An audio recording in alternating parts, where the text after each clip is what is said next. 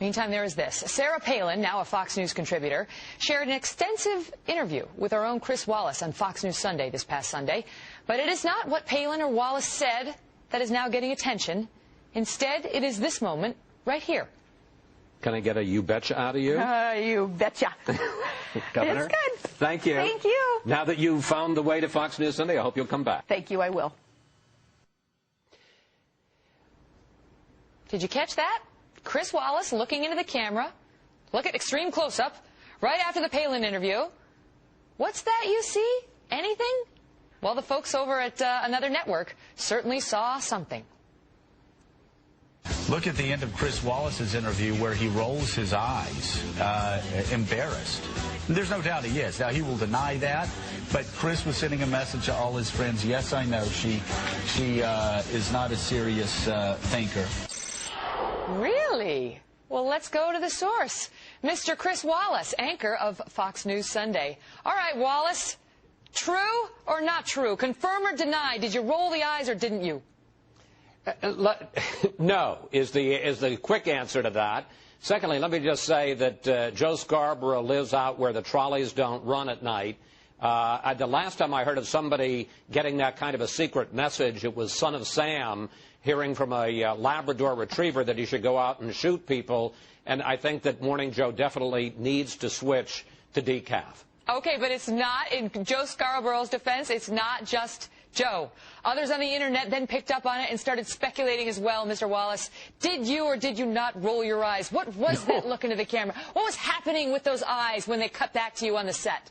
No, listen, you know, and here's one thing I'm going to disagree with you about, the idea that that's what most people are talking about. In fact, what most people are talking about is, and certainly here in Washington, the political chattering class, is Sarah Palin. I mean, there was a column today by that notoriously conservative columnist David Broder in the Washington Post, and also a column by that other conservative Joe Klein in Time magazine, based on that interview, saying what a formidable political figure Sarah Palin is now, that she really does seem to have captured the populist unrest and anger in the country, that she is going to be a real player if she chooses to run for the Republican nomination in 2012. I think Broder finished his column saying, "This lady is good." I came away from the interview with nothing but admiration for Sarah Palin. And this idea, you know, it's interesting. People talk about Palin derangement syndrome. The fact is, I threw everything at her in that half hour about Obama, about Rush Limbaugh and the R word, about all kinds of things. And there was never a beat, a pause. It was not. I thought she did a first-rate job. The Sarah Palin of the Republican convention in 2008 is back, and the deer in the headlights of later on in the campaign is long gone and forgotten. Do you think, Chris, are you offended when you hear something like that, when you hear somebody like, you know, Scarborough say, and this is a quote, Chris was sending a message to all of his friends, yes, I know, she is not a serious thinker? I'm offended that people watch him on MSNBC. Wow. Wow. Well, what about you? You got some good ratings from that Fox News Sunday interview, and you did make some news, Chris, not just by convincing, and by the way, he uses the examples of David Broder and Joe Klein as conservatives facetiously. These are not conservative men. But you got a lot of buzz from that interview. And nonetheless, Chris, the latest polls come out, and now we see that, you know, Sarah Palin didn't get that big of a bounce, I guess. They say 71%, according to the Washington Post, still say she's not qualified to be president, 26%. Say she is. Does that surprise you?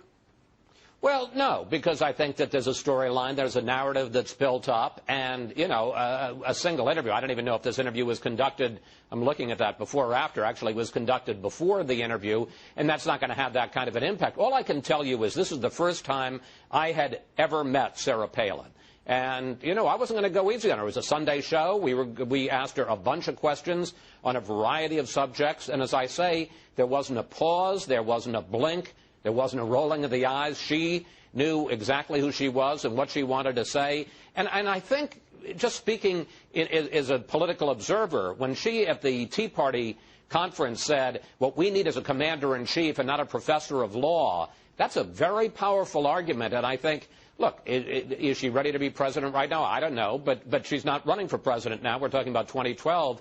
I think she's studying up. She says she's getting briefings every day on foreign policy and national security and domestic policy. Yeah. I think she is going to be a serious political player in the next 3 years if she chooses to be one. And Chris, just for the record, before I let you go, could you give us an actual eye roll just so we can see? Yeah. Well, I've been thinking like? about that. Because I saw this thing and I thought, well, that isn't even an eye roll. That's a blink or something. No, here's an eye roll. Let me see if I can do it. That's the one he gives me. There we go. Thank you very much, Who is that, sir. Shepard Smith? Yeah, you roll your eyes at me like that every Friday. Every Friday, hotty toddy. Everybody. Ole Miss going to beat Mississippi State tonight, my brother. Not in football. No, not in football. It'll be basketball tonight. It'll be perfect. I totally